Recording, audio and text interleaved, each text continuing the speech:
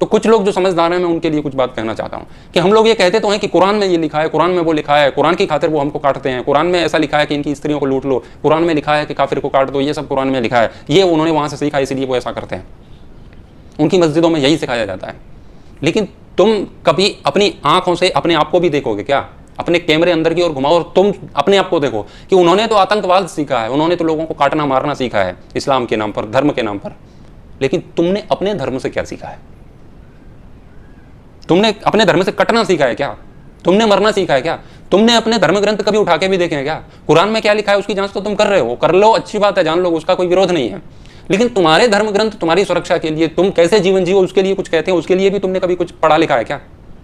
यदि 25 करोड़ के झुंड से 90 करोड़ लोगों का झुंड डरता है, तो 90 करोड़ के झुंड को चाहिए कि वो 25 करोड़ लोगों के झुंड की किताबों में ताक झांक न करके अपनी किताबों में ताक झांक करें कि तुम्हारी किताबों में क्या लिखा है।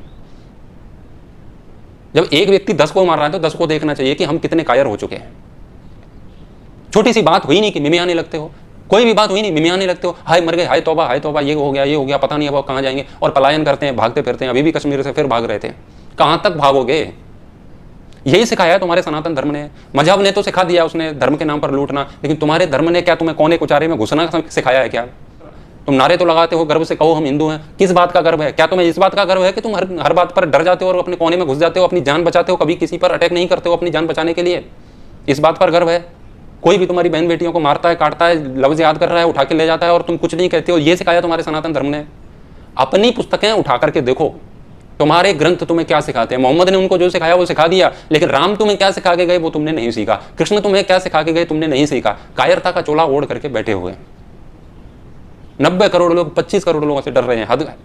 और अपने आप को धार्मिक भी कहते हैं, अपने आप को सनातनी भी कहते हैं, हिंदू भी कहते हैं।